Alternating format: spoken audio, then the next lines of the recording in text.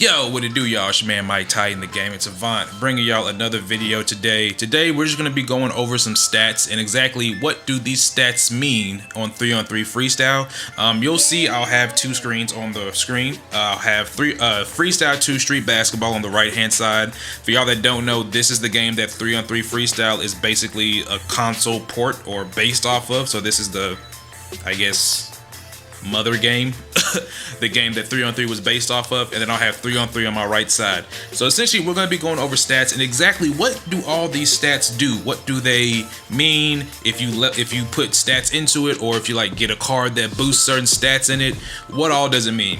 Now the main difference with leveling in FS2, as we like to call the PC port, and 3on3 is here in FS2 you can put stats into anything. So I can reset the stats of my character here and I can put all these points into whatever. Over here on the left hand side on 3on3, all these are predetermined stats. So like right here I have my Krista showing, like her block is going to be 208, like she's going to have really good rebound, she's going to have shitty speed, she's going to have shitty three-pointer. Like you can't change that even if you get like a card, but it's just like plus 20 I believe, or plus 25 is the max. So you can't have like 203 with a Krista, where in this game you could probably get a center's three-pointer to at least 120, 130 maybe, decently. But essentially what we're going to be going over is, you see here on the right hand side these question marks. These essentially tell you what all the skills like update. So post shot, what does post shot do whenever you increase it, or what does it, what stats does it affect? So we're just going to be doing a quick video going over that, just so people could have something to look at. I'm going to put all the skills that like say post shot, all the skills that it upgrades, or all the attributes that it upgrades on the screen, and then down below in the comments you'll kind of have like a list of all the skills or all the attributes and what all they level up and things like that. So first off, with post shot, this increases the success rate of a post shot, undershot, or spin move fake shot. Now that seems very confusing. Just think of it as like your shots closer to the basket have a higher chance of going in. Mid shot, that's pretty self-explanatory. Increases the success rate of middle shots going in and no mark middle shots. Essentially, if you don't know what no mark is, that's just whenever you're wide open. So whenever you shoot the ball in 3on3 Freestyle and you see the little wide open like words go by your character, that's a no mark shot essentially, because nobody's marked you on defense. Three-pointer, same thing. Success rate of three-pointers and three-point no mark shots. Short dunk. Now this increases your short alley-oop dunk, putback dunk, short dunk, and chance of short dunk. So essentially, if somebody throws you an alley-oop, it'll be harder to block. Whenever you have putback dunk, because that's a separate skill in this game, but it's like a sub skill of tipping. So essentially, it increases the chance of your putback dunk going in. And then essentially, if you have a character that doesn't have dunk at will, like let's say Joey, William, some of the guards, if you increase their short dunk, it'll randomly increase the chance that they do a dunk animation whenever you drive towards the basket and do a shot. Long dunk, kind of the same thing. Increases rate of long alley-oop dunk, long dunk, and chance of long dunk. Same thing as short dunk, except for from farther away. Same thing. Short layup increases the rate of short layup, Eurostep, and tip-in shot. Now, this is good because if you have a Carolina, this will increase our chance of Eurostep going in, and then if you have like a Luther or a Clark who get tip-in, it'll increase their chance of tip-in going in as well. So short layup is really good for them. Long layup increases the success rate of a long layup and the max range of long dunk. Now, I know you said, well, wait, doesn't long dunk increase the max range of long dunk? So long dunk increases the chance of a long dunk happening.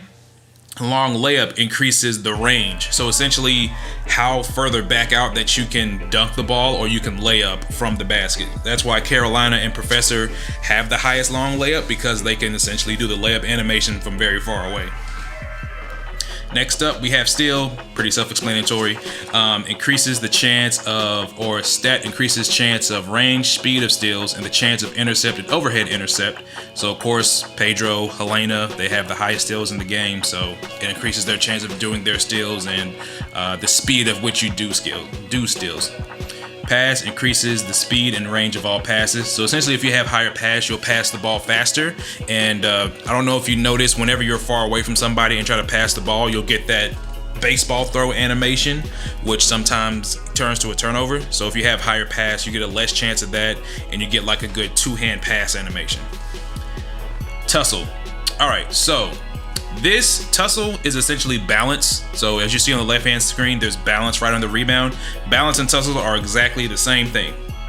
For whatever reason, they just changed the words for 3-on-3, but balance and Tussle are the same thing.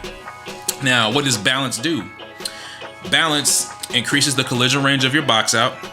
Balance, or Tussle right there. Keeping and pass, which I honestly have no idea what the hell that is.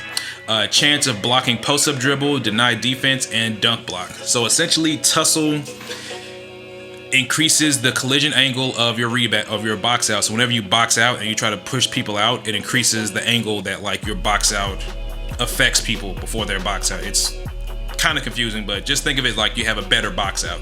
It also increases your defense whenever somebody does a post-up dribble. So whenever they hold R1 and then they turn and try to drive, it increases your chance of stopping them.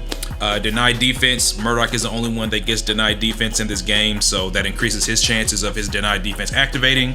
And then dunk block. So essentially, if you have higher Tussle, you'll have a better chance of blocking people's dunk, which is why you probably see like Luther, Krista so good at blocking dunks, because they have the high balance that allows them to block dunks. Next up, we have block. Self-explanatory, increases the height and range of block, layup block, dunk block, and success rate of dunk block.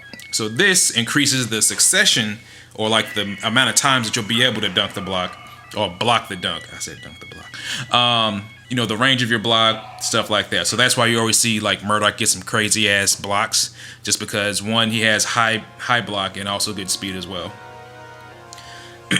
Rebound increases the range and maximum height of rebound. So essentially, the higher you can go to grab the ball, and the farther away you can go grab the ball when you're away from a rebound, or you're away from the ball. Speed increases the speed of normal move, dribble, dash, face up, and box out. So essentially, how fast your person can go from just standing regular into box out. Face up is when you hold R1, so how quickly you can get in and out of a face up motion. Dash, so as y'all know, it's called away screen, I think, for Kim. So essentially how fast she can dash off a screen. Dribble, essentially with dribble they mean drive. So like whenever you hold the circle button and go left or right and drive, it increases that as well. And then just your normal walking around speed whenever you're just walking around normally. And then lastly, we have stamina. This increases the maximum stamina and recovery rate. So essentially how much stamina that you have, and then how much stamina that you recover after you use your turbo. So essentially, if you hold down R or R2 in turbo, and you gotta wait for the stamina bar to refill, it essentially how quickly that your stamina refills. Now in this game, in 3-on-3, it is different because you gotta switch characters, and your characters do get tired. So essentially, just thinking of it as like the higher stamina that you have, the less quicker it'll take for your character to get tired, unless you're just like spamming speed the whole game, and then you'll probably be like at no stamina by halftime. But that's essentially what all these stats mean. Like I said, I'll put a description down below that'll essentially have everything listed out. So everything that we saw here will be in a nice little paragraph down below if you kind of want to take notes or anything. And I'll also try to put them on the screen as well when they show up. If you guys have any more questions about stats or anything else you want me to cover, let me know. Thank you guys for watching. Please make sure to like, comment, and subscribe. It's your man Mike Titan, and I'm out this piece. Go.